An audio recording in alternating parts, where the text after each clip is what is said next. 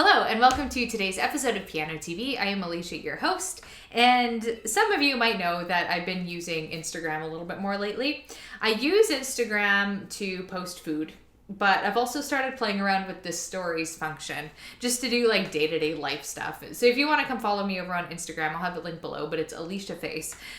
And I found that the question function that's brand new to Instagram is really fun. And since we do a Q&A video on this channel about once a month, I thought that for this month's Q&A, I would open the Instagram floodgates and ask you guys if you had any music related questions for me, and I'm going to go through and answer them. I actually got a whole ton of questions, like a crazy amount actually, like over 30. And I'm not going to be able to answer that many, but I think we should do a video like this again in the future because it's, well, I don't know. I was going to say it's a lot of fun, but I guess we're about to find out if it's a lot of fun. Where are the questions? So some of you who ask these questions are people that I know, and some of them are people from the channel who I've never met before. It's all going to be anonymous on here because when this is what the questions look like. It doesn't show me who they're from in the full page screen. So, yeah. Let's get started.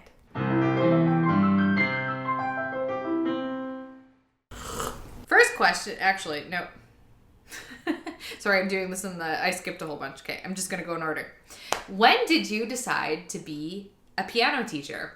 It was kind of accidental. I was about 20-ish years old, coming off of a summer job as a popcorn girl. I sold popcorn on the streets, basically. And I didn't really have anything to do.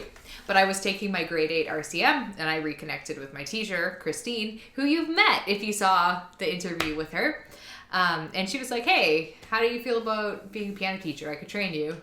And I said, sure, why not? So she trained me how to be a piano teacher, and the rest is history, I guess. I kind of just fell into it. Have you ever considered being a concert pianist? No, not in any serious capacity whatsoever. I used to dream about being a rock and roll singer. When I was like 10 years old, I would go to bed every night fantasizing about, being a pop star on the stage, but not piano. Definitely not piano. I don't know why, but the pressure is it's just so much more intense for some reason. Getting up on stage and singing doesn't freak me out the same. What do you think about late 20th century contemporary classical music? So I'm assuming this question is like, people like Philip Glass and Yanni and George Winston and Lucio and Aldi. I don't know if I pronounced that right. Anyway, I like all the names I just rattled off. I'm a really big fan of. I really like Jan Tiersen has some really good piano music that I love teaching in my studio. I mean, it's good. It's like, I don't know. There's not like an era of music that I'm really against. I like modern music just as much as, Baroque. When teaching piano from your home studio, what do parents normally do in the meantime? Ah, yes. So 85%, I just made up that number. 85% of the parents just drop their kids off and then leave and then pick up their kids at the end of lesson. Some of them will stay in class though, and not very often. I usually suggest it, like, if you want to stay in class, don't do it every lesson, but do it once a month or so. Usually it's just to see what their kid's learning so they can help practice at home. I used to find it really, really uncomfortable because I felt like the parents were judging me, especially when I was younger, when I was in my early 20s.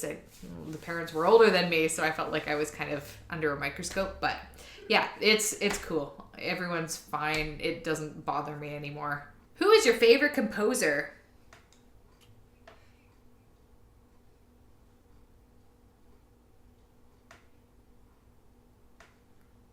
I was hoping that in some point in time while I looked up and down from my phone, I would actually come up with an answer for that. Who is my favorite composer? I really like Liszt.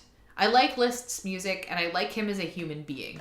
Liszt was like a just solid dude. He seemed like a really cool guy, and he was like a total hottie as well. What do you think about Chopin's piano sonatas? They're good. I like them. I'll probably never be able to play them. They're insanely difficult, but I don't love them, but I think they're good. If you could have a private concert from any pianist, dead or alive, who would it be? Well, I guess we basically just answered this question. Like, having Liszt come over to my house and hang out and play some piano would be absolutely amazing, and I would probably, I don't know. Michael, how would you feel if I had Liszt over and left you for him? I wasn't sure if you could hear me. I call that consent. 3 adjectives to describe Debussy's piano music. Okay, hopefully I remember what an adjective means. Dreamy, atmospheric, unusual. I don't know. That wasn't too deep of an answer. Okay, so this is more of a technical question. Do we have to follow the fingerings written on the music, and does it affect the way the piece sounds? Yes and no.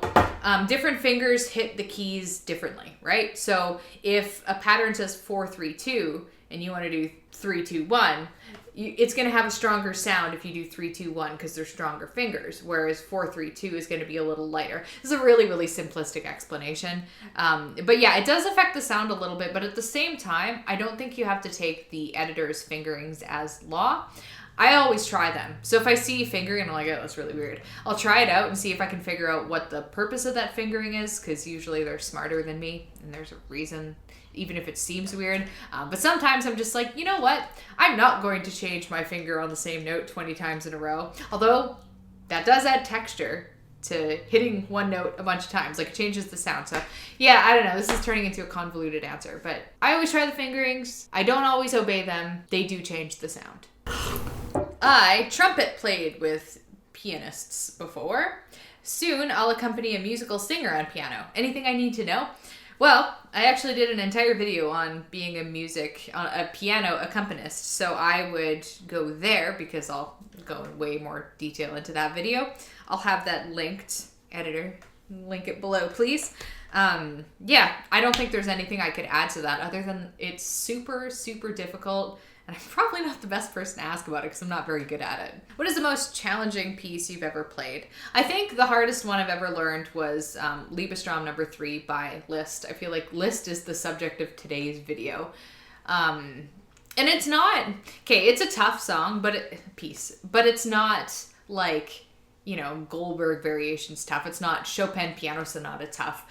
I've never really been able to play at that level. So to me, Liebestrom No. 3 was a big reach. I had a lot of trouble with the really intense middle section. I spent hours and hours and hours on that piece, and I just never really grasped it the way I wanted to. And that was a few years ago. I should try learning it again and see if it kind of comes back a little bit easier. What are your best and worst recital experiences? I haven't performed in piano recitals in earnest since I was a young person. So my experiences that I'm thinking of off the top of my head are as a child. I do remember that I used to do pretty good in recitals, but I had this weird habit of alternating between doing really good and going into like the regional medals and then the, I don't know, not national. I never went to a national level or anything. They didn't even have national level performances where I live. But I would do really good one year, and then the next year I would just bomb. I wouldn't even place. And then the next year I'd get first place. And then the year after that I would just completely tank. And I remember many, many festivals where I tanked and I would cry. Like, I remember once I cried when I finished, and I was like trying to like blink away tears as I went back to my chair. Yeah, a lot of harsh self-judgment there, but that's not a very specific experience. I mean, best experience is hard to say, but like, it feels really good to win a competition. And there were times where I would get, you know, first place. And just, I'm awesome. It just felt awesome. Another technical question. How can you improve your polyrhythms? Polyrhythms is usually when one hand's doing one rhythm and another hand's doing another rhythm. Multiple rhythms. A good example of this is De Arabesque by Debussy. I think it's the first one that has all the crazy polyrhythms. I just draw lines. Like, I literally go in and draw a line to show what notes match up where. Because if I can visualize it on a piece of paper and see, okay, for every one right hand note, there's going to be 2 left hand notes or something like that. If I can kind of see what notes line up, it helps me play it a little bit better. That and just a lot of really, really, really slow practice. And I usually record myself doing it too, so I can listen to each hand and make sure each hand is doing the rhythm properly. Because I can't really focus on both hands at the same time when I'm playing. I kind of just play. Hopefully that helps a little bit. What do you think are the most valuable qualities a musician can have? That's a good question.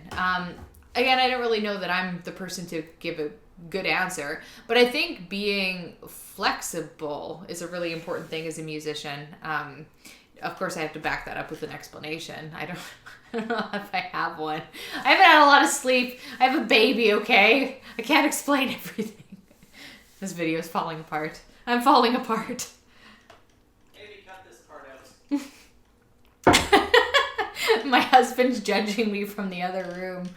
What do you think the most valuable qualities a musician can have? Perseverance. Ah, my husband just came up with a good one. He yelled from the background, perseverance. Perseverance because it takes a long time. That's literally what he's... I'm just copying what he said because I didn't want to come up with my own answer.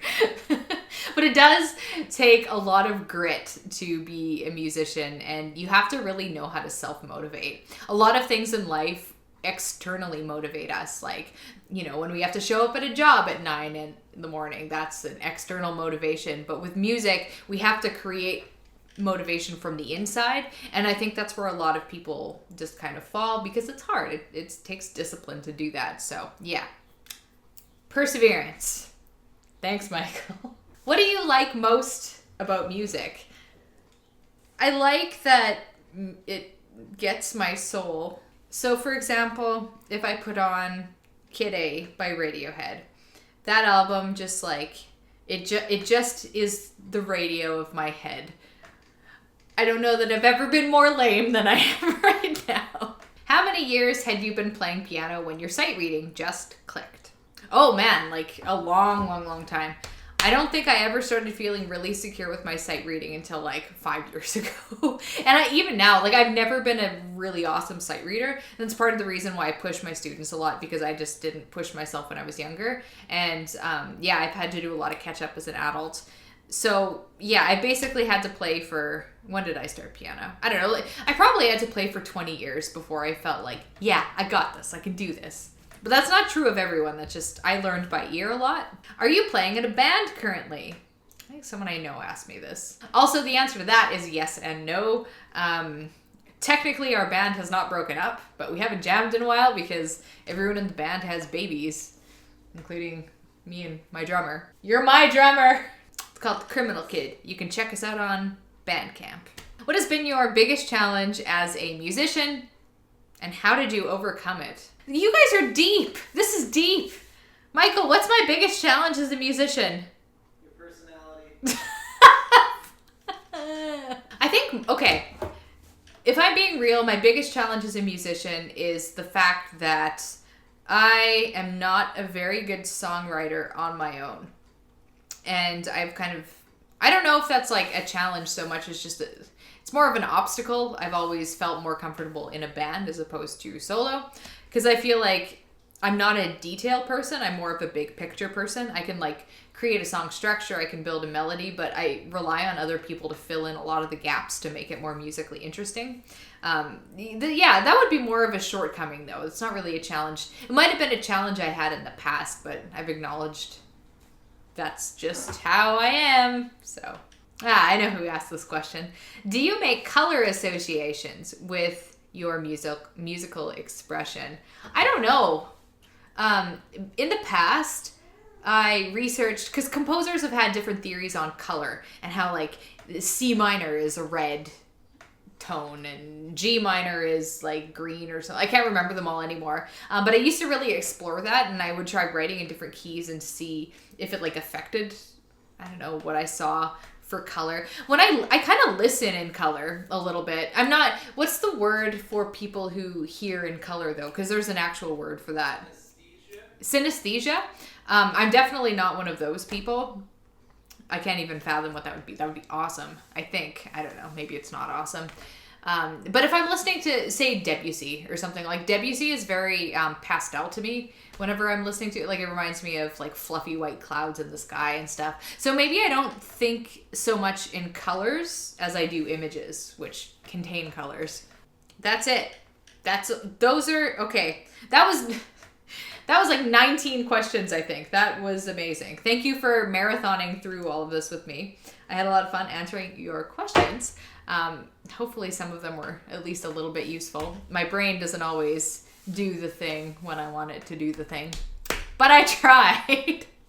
Anyway, sorry, it's been a long day already. I was just out of town doing errands and all kinds of other things. Very, very exciting, I know. But thank you so much for watching. I think we have to do this again in the future because there were a lot of questions that I left behind. I just didn't have time to answer them all. And this is already a pretty long video. So yeah, I think we should do this in the future. And if you want in on it, if you want to ask me some questions, make sure to follow me on Instagram. It's Allysia Face, and watch my stories where there's a lot of fun day-to-day stuff that I post sometimes. Am I selling it? Oh, don't you hate it when your tea gets like a skin? Anyway, I'm gonna wrap this up. Thank you so much for watching today's video. Give it a thumbs up if you enjoyed it. Subscribe if you haven't already, and I'll catch you in the next one. I'll catch you next time in the next. Goodbye.